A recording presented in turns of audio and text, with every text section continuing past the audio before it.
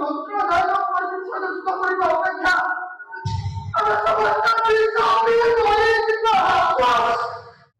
हूँ विश्व नाट्य दिवस। अतीत एवं वर्तमान नाटक परंपरा कौन रही, नाटकर गति कुआड़े रही, या आम आज आसी पहुंचीचु गंजाम जिला बेलगुंठा ब्लॉक अंतर्गत पालकसुंडा गाँव में चली एक नाट्यानुष्ठान जहाँकि नाटक प्रस्तुति एठी चली नाट्याभ्यास। तेबे आम सहित अच्छा जो नाटकर कलाकार मान रही नाटकर निर्देशक सहयोगी बुद्धिजीवी एम रही प्रतिक्रिया ना। प्रथम आम प्रतिक्रिया ना आम सहित अच्छा नाटकर जी निर्देशक रही प्रतिक्रिया ना। सर कौन कहे वर्तमान समय जो नाटकर परंपरा या विभिन्न प्रश्न उठे, तेरे अतीत आ वर्तमान नाटक परंपरा कौन रही या कौन कह? नमस्कार। नाटक वर्तमान कहवा गला आज्ञा पेट पाई नाटक। अतीतर जो नाटक जो निर्देशक जो जो माने राइटर थिले सेमानंकर अभिज्ञता आउ सेमानंकर लेखिबा शैली निर्देशक मानंकर निर्देशना शैली सबू गोटे भिन्न गोटे स्वाद थिला से। वर्तमान निर्देशक वर्तमान जो राइटर मान अच्छा से मु भी अच्छी सेटा आज्ञा स्वाद विहीन वर्तमान मत लगुच। मु अनुभूति करुच्ची वर्तमान में जे जो नाटक वर्तमान करा जाउछि सेटा आज्ञा पेट पाई गोटे पेट पोषिया गोटे नाटक करा जाउछि। वर्तमान समय जो नाटक को नहीं गोटे बड़ कथा उठुची अश्लीलता, जो नृत्य ठू आरंभ कर विभिन्न प्रकार दुई अर्थबोधक जो संलाप जो कहुच्छी माने गोटे बड़ प्रश्न उठुची, या आप केते दूर ग्रहण कर? नारी अभिनेत्री माने अर्ध उल्लग्न भाव में नृत्य करवा, अधा पोशाक अभिनय करवा, यहाँ को आप जन अभिनेत्री हिसाब से केते दूर ग्रहण कर? एटा भी दुखर सहित कहवाक पड़ुची। मु भी अधा आपण जो कहले अधा पोशाक लंगड़ा पिंधिबा हट आइटम पिंधिबा से सब कस्ट्यूम रे भी मु निजे उपस्थापिका भाव में ओल्लैची कहीं ना जे सेटा किछि ऑडियंस चाहूले एमती हेल्ले आमको भल लगे आम ताली बजेबू सिटी मारू सेमती किछि। तेणु जितेबले मु निजे जाना पाइली जे ए सब को रोकवाई आमको साहस करने को पड़ो जे आमे आ पछ घुंचा दबुनी जे आमे खाली हट आइटम पिंधिले दर्शक देखिबे। एया को रोकिबा पई एबे मु निष्पत्ति नेछि जे आमे भी सिंपल किछि ड्रेस रे एमिति कि बेसी हट आइटम नुहे कि बेसी फुल कस्ट्यूम नुहे ऑडियंस भाई भणी मान को जेमिति रुचि लागिबो आम सेही माध्यम रे ओलेइबू।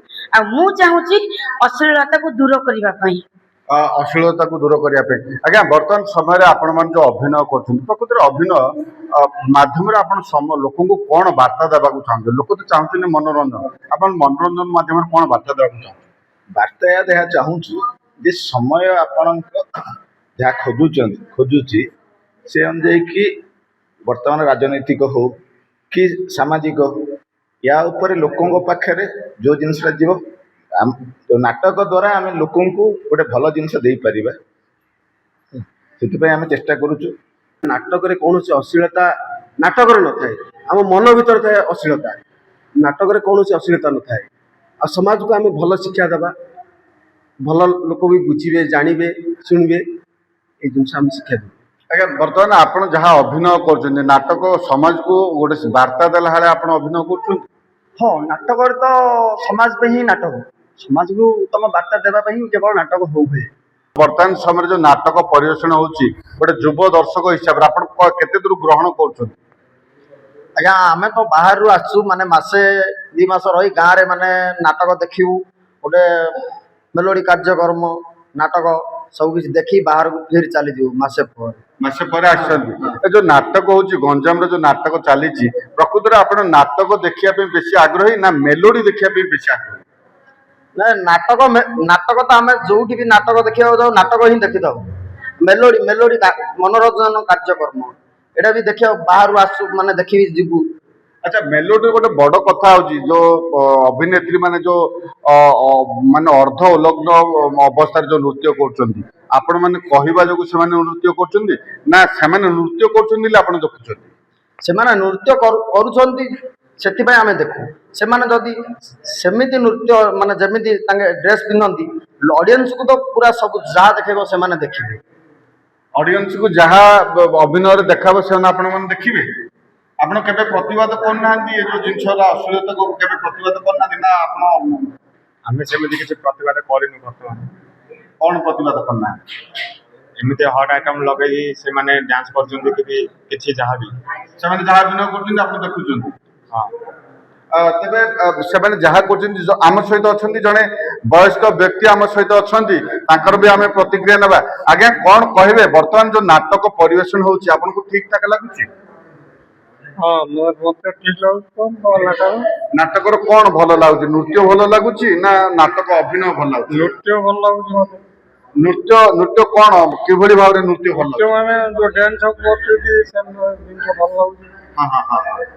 ଗୋଟେ ବଡ କଥା ହଉଛି ଯେ ଆଜିକାଲିକା ଯୋଉ ଯୁବପିଢି ରହିଛନ୍ତି ସେମାନେ ଯୋଉ ନୃତ୍ୟାଙ୍ଗନା ମାନେ ନୃତ୍ୟ କରୁଛନ୍ତି ଅଧା ପୋଷାକରେ ନୃତ୍ୟ କରୁଛନ୍ତି, ଏଇଟା ଆପଣଙ୍କୁ ଭଲ ଲାଗୁଛି? ନାଇଁ ସେଇଟା କେମିତି ଭଲ ଲାଗିବ ଆଜ୍ଞା? ସେଇଟା ଭଲ ଲାଗୁନି।